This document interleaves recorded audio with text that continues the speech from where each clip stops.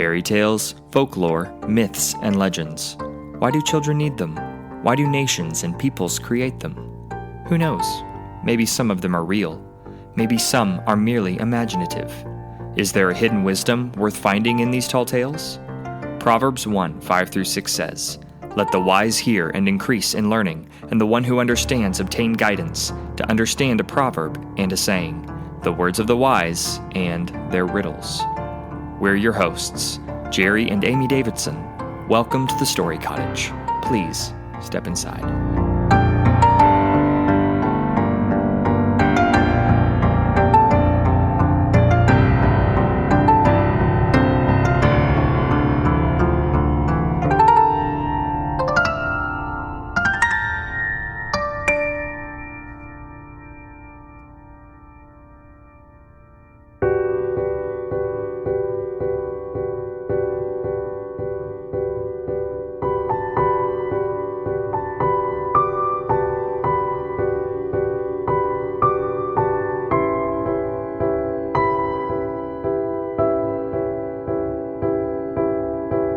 $1.87.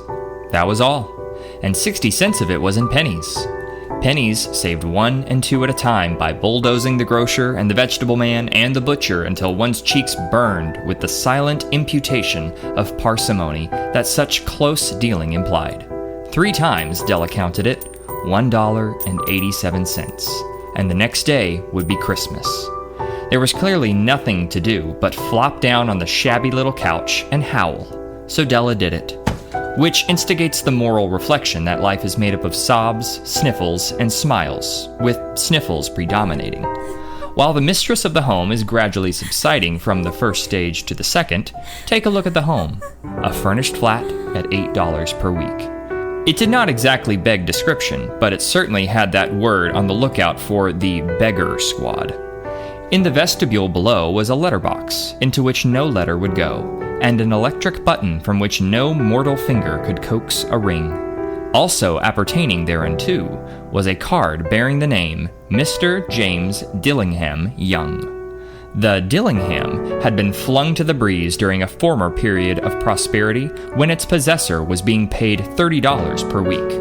Now, when the income was shrunk to $20, though, they were thinking seriously of contracting to a modest and unassuming D.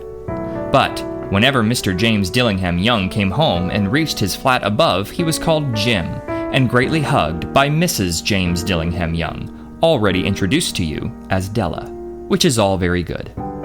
Della finished her cry and attended to her cheeks with the powder rag. She stood by the window and looked out dully at a gray cat walking a gray fence in a gray backyard. Tomorrow would be Christmas Day, and she had only $1.87 with which to buy Jim a present. She had been saving every penny she could for months, with this result. $20 a week doesn't go far. Expenses had been greater than she had calculated. They always are. Only $1.87 to buy a present for Jim. Her Jim. Many a happy hour she had spent planning for something nice for him, something fine and rare and sterling, something just a little bit near to being worthy of the honor of being owned by Jim. There was a pier glass between the windows of the room. Perhaps you have seen a pier glass in an $8 flat. A very thin and very agile person may, by observing his reflection in a rapid sequence of longitudinal strips, obtain a fairly accurate conception of his looks. Della, being slender, had mastered the art. Suddenly, she whirled from the window and stood before the glass. Her eyes were shining brilliantly, but her face had lost its color within 20 seconds. Rapidly, she pulled down her hair and let it fall to its full length. Now, there were 2 possessions of the James Dillingham Youngs in which they both took a mighty pride. One was Jim's gold watch that had been his father's and his grandfather's. The other was Della's hair. Had the Queen of Sheba lived in the flat across the airshaft, Della would have let her hair hang out the window some day to dry just to depreciate Her Majesty's jewels and gifts. Had King Solomon been the janitor, with all his treasures piled up in the basement, Jim would have pulled out his watch every time he passed, just to see him pluck at his beard from envy. So now Della's beautiful hair fell about her, rippling and shining like a cascade of brown waters. It reached below her knee and made itself almost a garment for her. And then she did it up again nervously and quickly. Once she faltered for a minute and stood still while a tear or two splashed on the worn red carpet. On went her old brown jacket. On went her old brown hat. With a whirl of skirts and with the brilliant sparkle still in her eyes, she fluttered out the door and down the stairs to the street. Where she stopped, the sign read, Madam Sophrony, hair goods of all kinds. One flight up Della ran and collected herself, panting. Madam was large, too white, chilly, and hardly looked like a Sophrony. Will you buy my hair? Asked Della. I buy hair, said Madam. Take your hat off and let's have a sight at the looks of it. Down rippled the brown cascade. $20, said Madam, lifting the mass with a practiced hand. Give it to me quick, said Della. Oh, and the next 2 hours tripped by on rosy wings. Forget the hashed metaphor. She was ransacking the stores for Jim's present. She found it at last. It surely had been made for Jim and no one else. There was no other like it in any of the stores, and she had turned all of them inside out. It was a platinum fob chain, simple and chaste in design, properly proclaiming its value by substance alone, and not by meretricious ornamentation, as all good things should do. It was even worthy of the watch. As soon as she saw it, she knew that it must be Jim's. It was like him, quietness and value. The description applied to both. $21 they took from her for it, and she hurried home with the 87 cents. With that chain on his watch, Jim might be properly anxious about the time in any company. Grand as the watch was, he sometimes looked at it on the sly on account of the old leather strap that he used in place of a chain. When Della reached home, her intoxication gave way a little to prudence and reason. She got out her curling irons and lighted the gas and went to work repairing the ravages made by generosity added to love. Which is always a tremendous task, dear friends, a mammoth task. Within 40 minutes, her head was covered with tiny, close-lying curls that made her look wonderfully like a truant schoolboy. She looked at her reflection in the mirror long, carefully, and critically. If Jim doesn't kill me, she said to herself, before he takes a second look at me, he'll say I look like a Coney Island chorus girl. But what can I do? Oh, what can I do with $1.87? At 7 o'clock, the coffee was made and the frying pan was on the back of the stove, hot and ready to cook the chops. Jim was never late. Della doubled the fob keychain in her hand and sat on the corner of the table near the door that he always entered. Then she heard his step on the stair away down on the first flight, and she turned white for just a moment.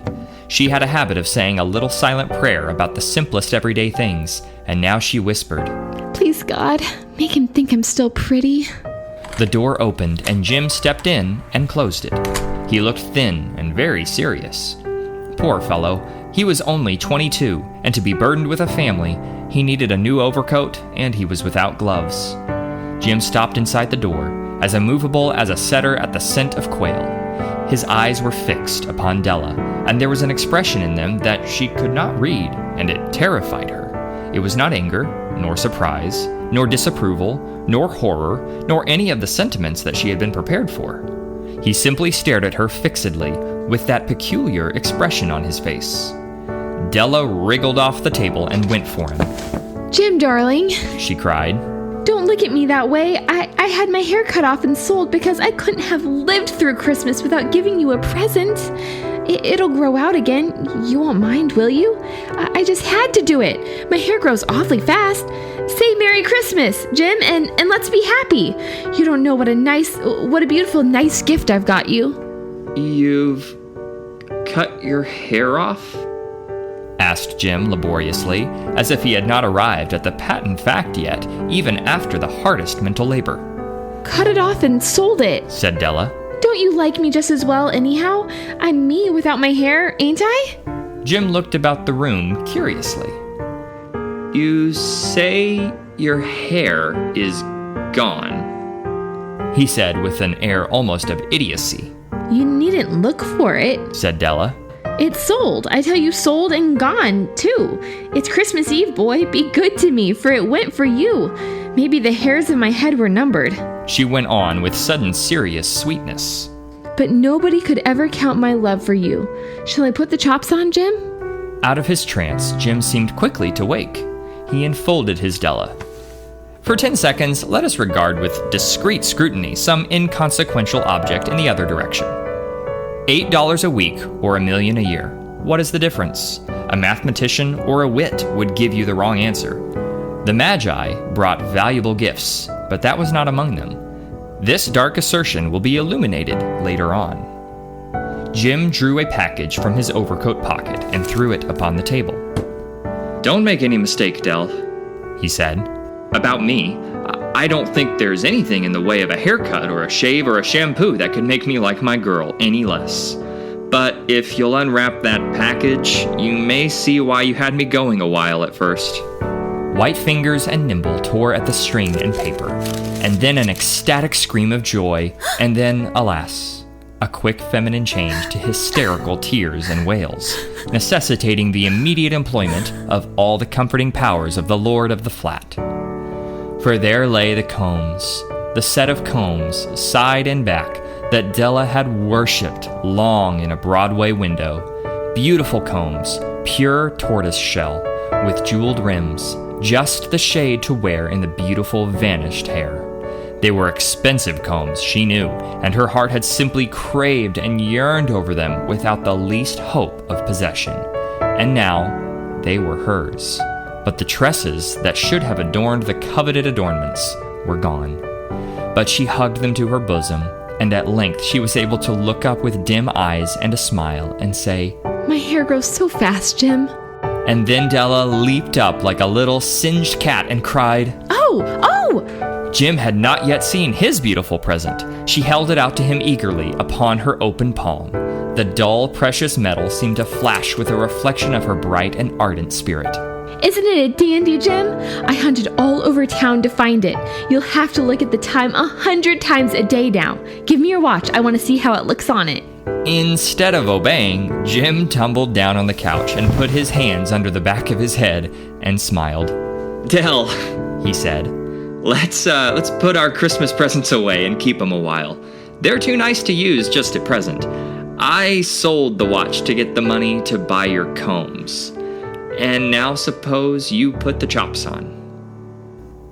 The Magi, as you know, were wise men, wonderfully wise men, who brought gifts to the babe in the manger. They invented the art of giving Christmas presents. Being wise, their gifts were no doubt wise ones, possibly bearing the privilege of exchange in case of duplication. And here I have lamely related to you the uneventful chronicle of two foolish children in a flat who most unwisely sacrificed for each other the greatest treasures of their house. But in a last word to the wise of these days, let it be said that of all who give gifts, these two were the wisest. Of all who give and receive gifts, such as they are wisest. Everywhere they are wisest. They are the Magi.